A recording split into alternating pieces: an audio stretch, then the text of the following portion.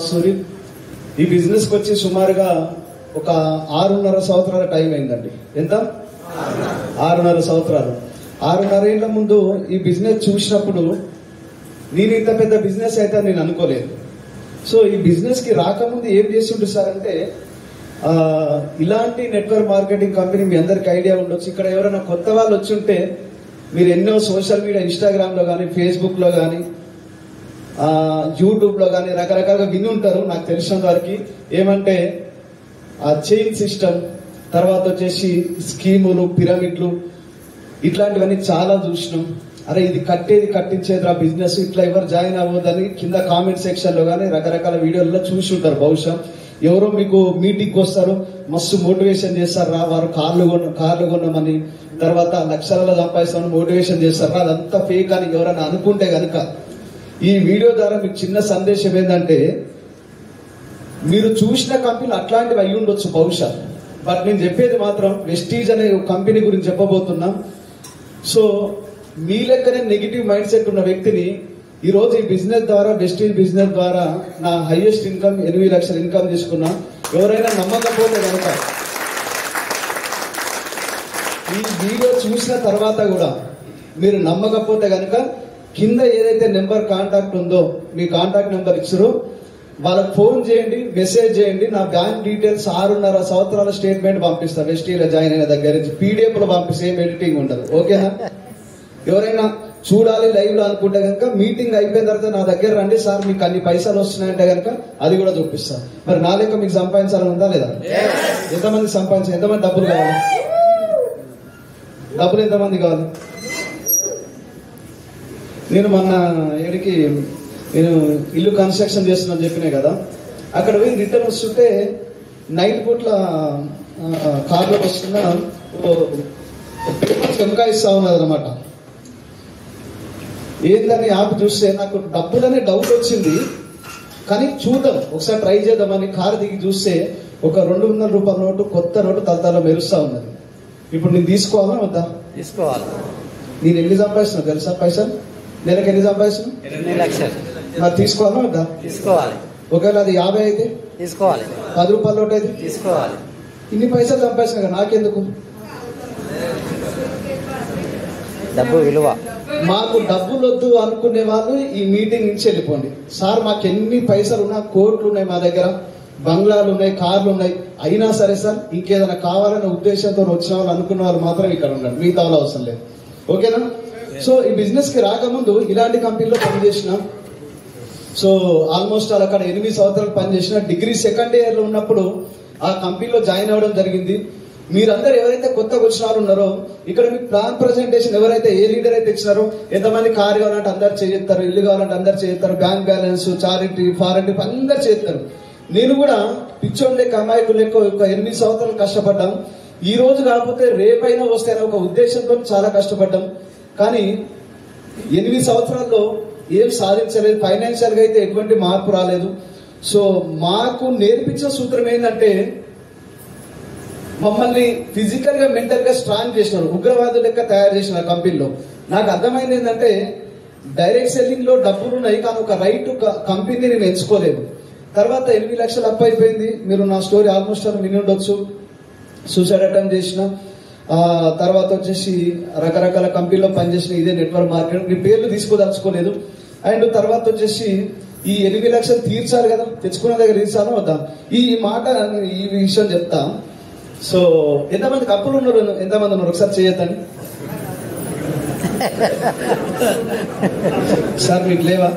మీకు లేవా సార్? కదా, ఇప్పుడు చెప్పండి ఎంతమంది భయం అవుతుంది అప్పు ఉందని కదా? ఈ రోజు నుంచి మీరు భయపడద్దు, మీకు అప్పించిన వాళ్ళు భయపడాలి. ఈ విషయం చెప్తా మీకు, ఒక చిన్న జోలు చెప్తా. ఇది ఎందుకంటే నా జీవితంలో జరిగింది, ఇది ఖచ్చితంగా గుర్తుపెట్టుకోండి. సో మా మిస్సెస్, మా మేడం ఏదైతే ఉందో వాళ్ళ ఇంటర్ క్లాస్ మేడం, ఇది నిజంగా జరిగిన సంఘటన. ఎందుకంటే జిందగీలో చూడండి, శత్రువుని సంపాదించుకోవాలంటే డబ్బు ఇయ్యనని ఇవ్వండి, తీసుకోనని తీసుకోండి. వాళ్ళ ఇంటర్ క్లాస్మేట్ ఒక అమ్మాయి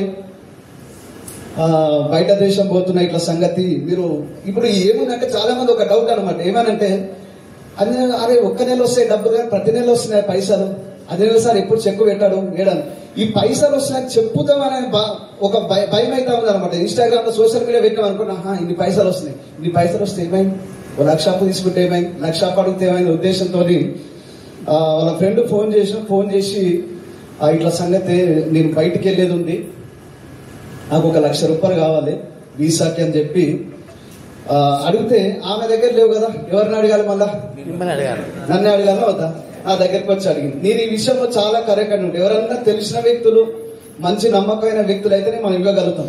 అన్నోన్ పర్సన్ మనం డబ్బు ఎట్లా ఇవ్వగలుగుతాం, ఇస్తామండి ఇయ్యం.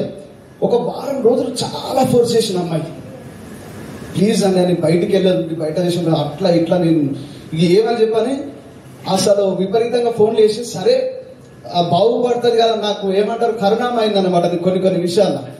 కొన్ని విషయాలు ఉంటా, ఎందుకంటే బాగుపడుతుందంటే హెల్ప్ చేయడానికి రెడీ ఉంటా.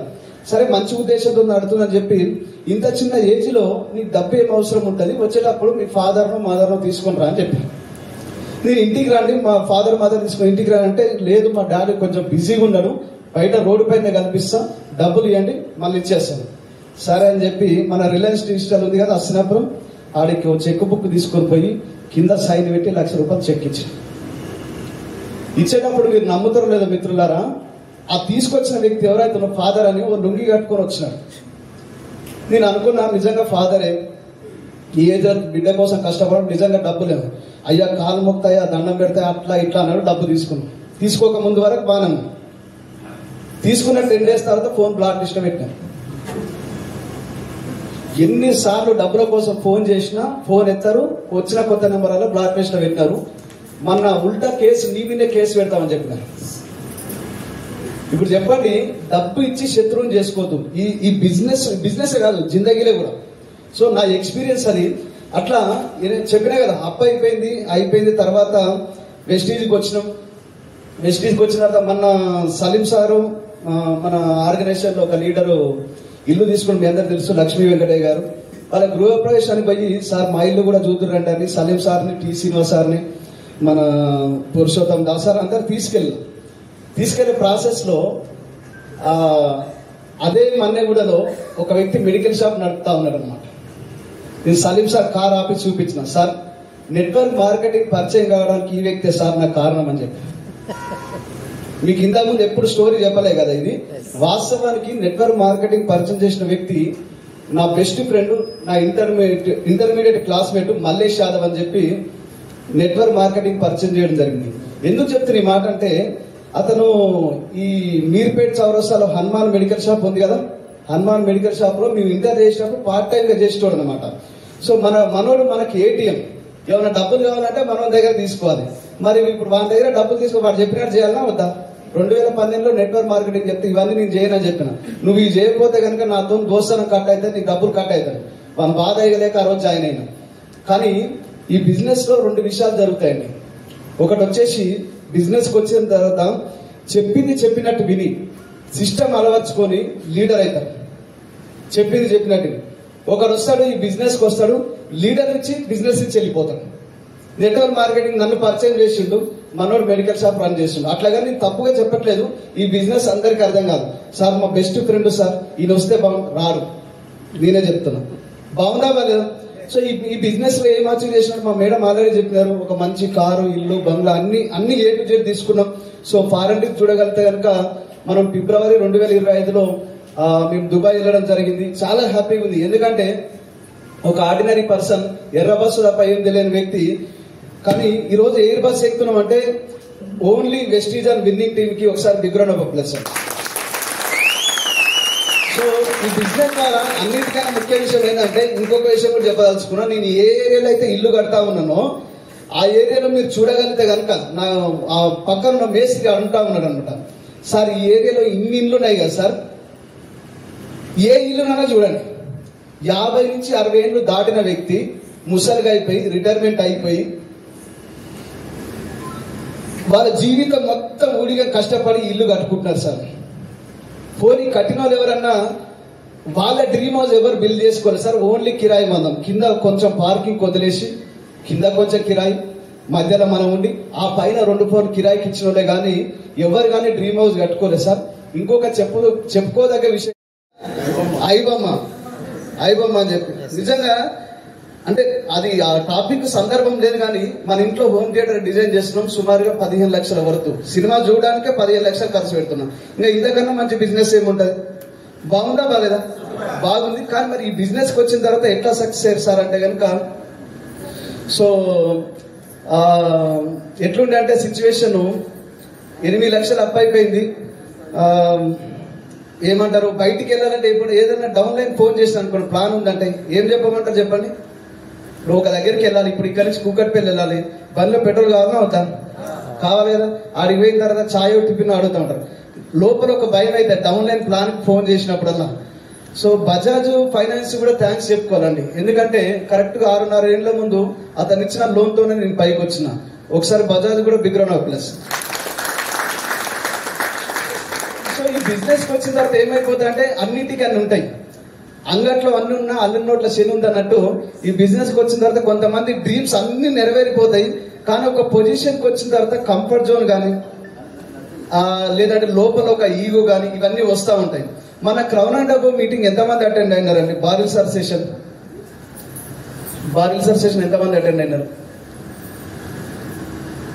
ఓన్లీ ఇంతమందినా మిగతా వాళ్ళు ఎవరు అటెండ్ కాదు సో ఆయన చెప్పిన కొన్ని విషయాలు ఈ రోజు నేను మీకు షేర్ చేయగలుగుతా మీరు ఒకవేళ ఇంప్లిమెంటేషన్ చేయగలిగితే కనుక ఖచ్చితంగా 100% సక్సెస్ అవుతారు మీకు మీరు సెల్ఫ్ చెక్ చేసుకోండి మళ్ళీ చెప్తున్నా ఎంతమంది దగ్గర నోట్బుక్ పెన్ ఉంది ఎంతమంది నోట్ డౌన్ చేసుకుంటున్నారు ఓకే సో రాసుకోండి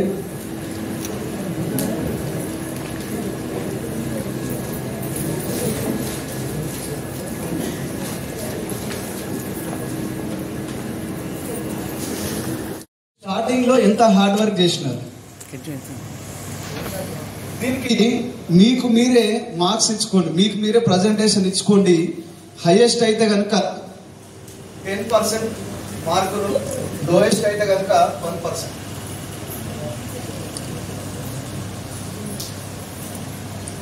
నేను చెప్పేది అర్థమవుతుంది కదా బిజినెస్ ఒకసారి కళ్ళు మూసుకొని ఆలోచించండి ఎగ్జాంపుల్ నన్నే తీసుకోండి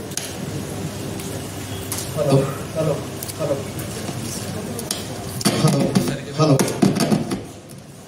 వినిపిస్తుంది కదా ఓకే హార్డ్ వర్క్ 2019లో మీరు ఒకసారి చూడగలిగితే కనుక ఈరోజు ప్రోగ్రాంలు ఏమొచ్చినాయి అంతకుముందు 1000 ప్లాన్ ఛాలెంజ్ అని ఇప్పుడు వచ్చేసి 8 to 11 ప్రోగ్రామ్ అనేది ఒకటి ఉంది కదా నేను ఒకటి చెప్తున్నా మిత్రులారా నేను వెస్టీజ్కి వచ్చిన కొత్తలో ఎంత హార్డ్ వర్క్ చేసినంటే నాకు తెలిసినంత వరకు 7:30కి ఇంట్లో నుంచి వెళ్ళిపోయేటోని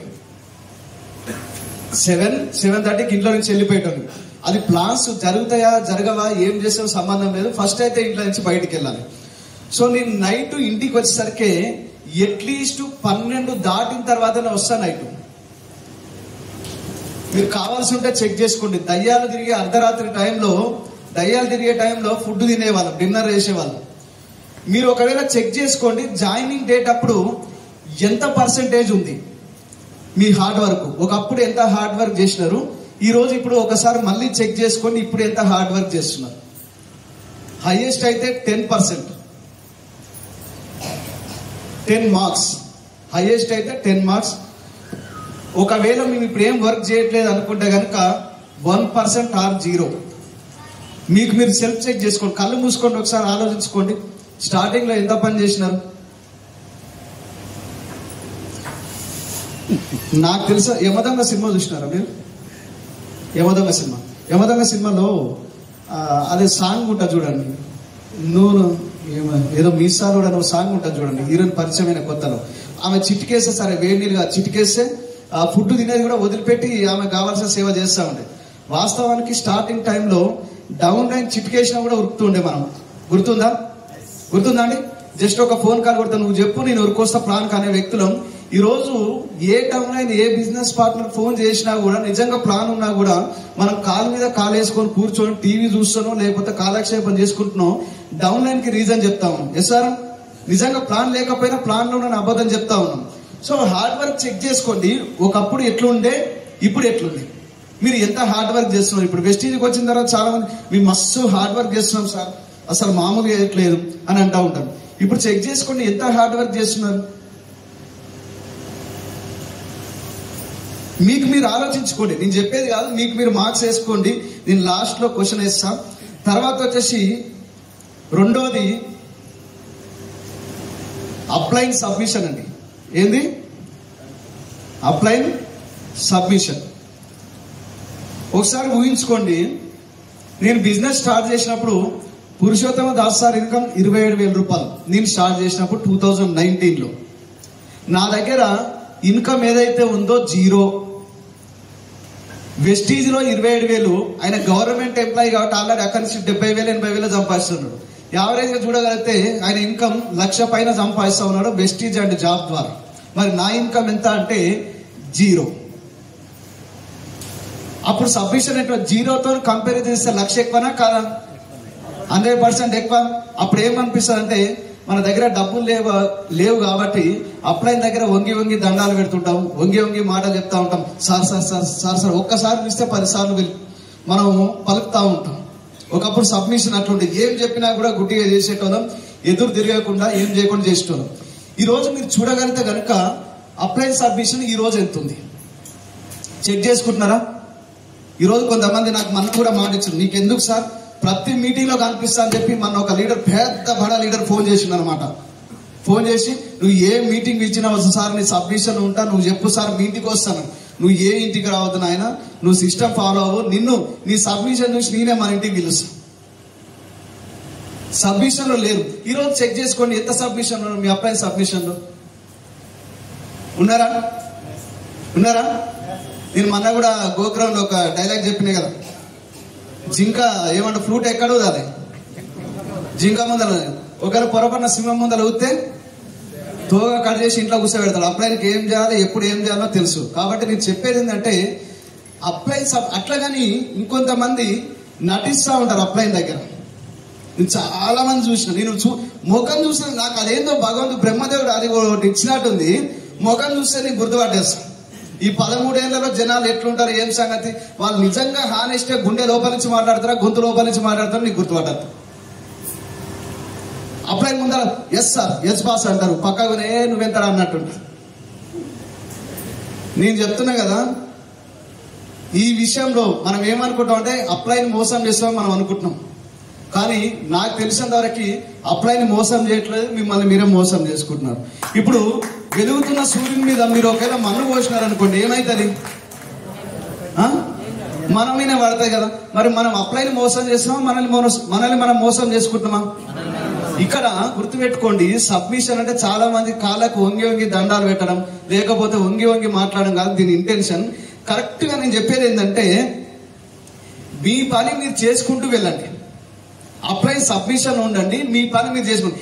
ఏ అప్లైన్ పొగడాల్సిన అవసరం లేదు. నేను మళ్ళీ చెప్తాను, నిజంగా పొగడాలని మీకుంటే అప్లైన్ ఏదైనా మంచి పని చేస్తే పొగడండి. అంతేగాని చీటికి మాటికి పొగిడి పక్కకు పోయి పని చేయకుండా చేస్తే ఏమొస్తాయి దానివల్ల? నేను చాలా మంది చూస్తా ఉంటాను, అప్లైన్ ఒకటే పొగుడుతుంటా. ఎందుకు పొగుడతారు? అది నువ్వు వస్తా అంటే దండ సినిమా పట్టు నువ్వు ఎంత కాకబట్టిన పని అవదరే అంట. చూసినా నువ్వు ఎన్ని రోజులు అప్లైన్ కాకబట్టినా నీ పని జరగా నువ్వు సక్సెస్ కావు. నిజాయితీగా నీ పని నువ్వు చేసుకుంటూ 2 ఏళ్ళు బిజినెస్ లో ఉండు, 2 నుంచి 5 సంవత్సరాలు వెస్టీలో ఉండు, సబ్మిషన్ లో ఉండు. సబ్మిషన్ దేనికి సబ్మిషన్ ఉండు? మీ డ్రీమ్ కి సబ్మిట్ అయి ఉండాలి. ఏం సబ్మిషన్ అంటే, ఫర్ ఎగ్జాంపుల్ ఇది వచ్చేసి మనం నవంబర్ లో ఉన్నాం సార్, నేను మార్చి 2026లో నేను కారు తీసుకుందాం అనుకుంటున్నా, దీనికి సబ్మిషన్ అయి ఉండు. లేదు నేను రాబోయే 6 నెలల్లో 1,00,000 రూపాయలు ఇన్కమ్ తీసుకోవాలనుకుంటున్నా, దానికి సబ్మిట్ అయి ఉండు. ఏదైనా మీ డ్రీమ్ కి సబ్మిట్ అయి ఉండండి. అండ్ వచ్చేసి ఇంకొక విషయం ఏంటంటే మీ పేరెంట్స్ కు సబ్మిషన్ లో ఉండండి. అప్లైన్ కి సబ్మిషన్ అట్లాగని కాలం మొక్కమని కాదు, దీని ఇంటెన్షన్ నన్ను అర్థం చేసుకుని నేను చెప్పే ప్రతి మాటకి డెప్త్ అర్థం ఉంటుంది.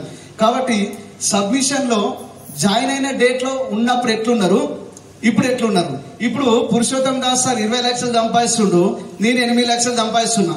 నా దగ్గర కూడా మస్తు పైసలు ఉన్నాయి, నేను అప్లైన్ ముందర కాలు మీద కాలేసుకొని కూర్చోవడం ఇవన్నీ చేస్తుంటారు. ఎందుకు చేస్తారో కూడా నాకు అర్థం కాదు. సో కాలు మీద కాలేసుకోవడం ఏదైతే ఉందో మీ సెల్ఫ్ రెస్పెక్ట్ సూచిస్తుంది, కరెక్ట్ అని కాదంటాను. కానీ నేను ఏమంటున్నా అంటే ఎక్కడ నెగ్గాలన కాదు ఎక్కడ తగ్గాలో తెలిసినోడే గొప్పడు. కాబట్టి అప్లైన్ ముందర సబ్మిట్ అయి ఉండండి. అండ్ ఇది చెక్ చేసుకోండి, మీకు మీరుగా చెక్ చేసుకోండి. ఒకప్పుడు ఎట్లున్నా నేను, ఇప్పుడు ఎట్లుంది. నువ్వు ఎన్ని కార్లు కొన్నా, ఎన్ని బంగ్లాలు కొన్నా, ఏం చేసినా నీకు అప్లైనే. ఢిల్లీకి రాజైనా కూడా తల్లి కొడుకే. సార్ కదా, మీకు మీరు సెల్ఫ్ చెక్ చేసుకోండి. ఒకప్పుడు నేను వెస్టీలో జాయిన్ అయినప్పుడు నేను వేసుకున్న షూ ఖరీదు 300 రూపాయలు, జాయిన్ అయిన కొత్తలు. ఈ రోజు 4000 రూపాయలు. ఒకప్పుడు బ్లేజర్ వచ్చేసి 2000 రూపాయలు, ఈ రోజు 10,000 రూపాయలు ఓన్లీ బ్లేజర్ కార్డు. ఇవన్నీ మారుతాయి. కానీ అప్లైన్ విషయంలో మీ సబ్మిషన్ మారింది అనుకోండి, నేను చెప్తున్నా ఇక్కడ లాస్ అవ్వడానికి ఎక్కువ ఛాన్సెస్ ఉన్నాయి. కాబట్టి సెల్ఫ్ చెక్ చేసుకోండి. ఇది రెండోది. మూడోది వచ్చేసి ఇన్నోసెన్స్. ఏందండి ఇన్నోసెన్స్? ఒకప్పుడు ఎంత అమాయకంగా ఉన్నారు.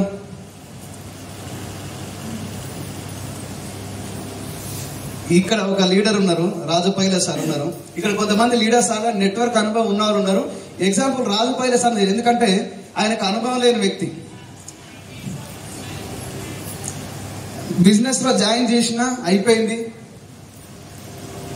రామోజీ ఫిలిం సిటీ బంద్ ఉన్నప్పుడు కానీ, లేకపోతే ఆయనకు హాలిడే దొరికినప్పుడు కానీ మా ఇంటికి వస్తుండే. అప్పుడప్పుడు వచ్చి ఈ సోఫా సెట్ మీద నా పక్కన కూర్చొని, సార్ రాజు సార్ ఖచ్చితంగా ఒక రోజు నీ 1,00,000 ఫీ వస్తుంది, నువ్వు 1,00,000 రూపాయలు ఇన్కమ్ సంపాదిస్తావంటే అనేటోడు అనమాట. ఏమో సార్ నువ్వు చెప్పనైతే చెప్తున్నావు కానీ 1,00,000 పీవీ కాదు కానీ నా సెల్ఫీ తప్ప ఎంత మందిని జాయిన్ చేసిన ఎవరు పీవీ తీయట్లేదంట. నెగిటివ్ మాట్లాడుతూ ఉండే. కానీ ఈరోజు ఇన్నోసెన్స్, అదే ఇన్నోసెన్స్ తోని ఈరోజు సుమారుగా మీరు అందరు చూడగలిగితే కనుక ఏ ఒక్కరితోని ఒకటే తలకాయతోని 2 చేతులతో కోటీశ్వరులు ఎవరు లేరండి. నాకు తెలిసిన ఏదైనా నెట్వర్క్ ద్వారా, గుడ్ రిలేషన్షిప్ ద్వారా సాధ్యం. ఇది మీరు నమ్మినా నమ్మకపోయినా ఇది 100% సత్యం, జగమెరిగిన సత్యం. సో ఒకప్పుడు జాయినింగ్ డేట్ లో మీ ఇన్నోసెన్స్ ఎంత ఉంది, మీ అమాయకత్వం ఎంత ఉంది, ఇప్పుడు ఎంత ఉంది. చాలా మంది బిజినెస్ కి వచ్చిన తర్వాత తెలివి వస్తుంది కానీ తెలివి కన్నా అతి తెలివి ఎక్కువ అయిపోతుంది అనమాట. అంటే ఎట్లా అంటే బెస్ట్ ఎగ్జాంపుల్ చెప్తా. ఒక పిల్లోడు ట్రైన్ లో పేపర్ అమ్ముతా ఉన్నాడు. మామూలుగా టీలు, కాఫీలు, సమోసాలతో పాటు ఈ పిల్లోడు పేపర్ అమ్ముతా ఉన్నాడు. పేపర్ పేపర్ పేపర్ అని పట్టు. అక్కడ ఉన్న ఒక ప్యాసింజర్ కూర్చున్న వ్యక్తి, బాబు పేపర్ ఎంత అని అడిగాడు. సార్ జస్ట్ ఓన్లీ 2 రూపీస్ అన్నాడు. అవునా, చలో అని చెప్పి జేబులో నుంచి పైసలు తీసిండు, మనం చేతులు పెట్టిండు, పేపర్ తీసుకొని ఈ పేపర్ మొహానికి అడ్డం పెట్టుకొని ఒకటే కిచకిచి నవ్వుతా ఉన్నారు. నవ్వుతుంటే పక్కన ఉన్న ప్యాసింజర్ డౌట్ వచ్చింది. ఏం రయ్యా ఇంతగానో నవ్వుతున్నా, ఏం సంగతి, ఏం జరిగిందని.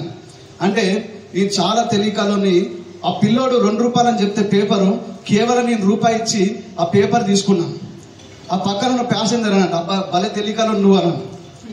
ఇంకొక 10 నిమిషాలు అయిన తర్వాత మళ్ళీ పేపర్ అడ్డం పెట్టుకుని మళ్ళీ కిచకిచి నవ్వుతున్నాను. మళ్ళీ పేపర్ కిందికి దించినట్ట. ఇప్పుడెందుకు నవ్వుతున్నాను అడిగినట్ట.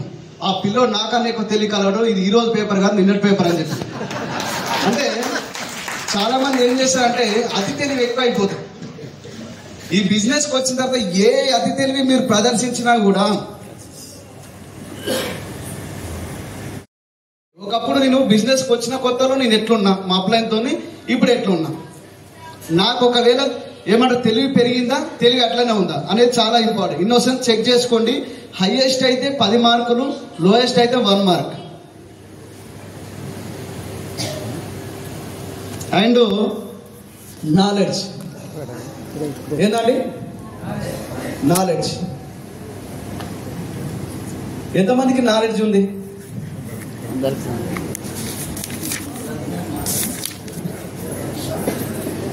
మీ అందరికి నాలెడ్జ్ లేదా?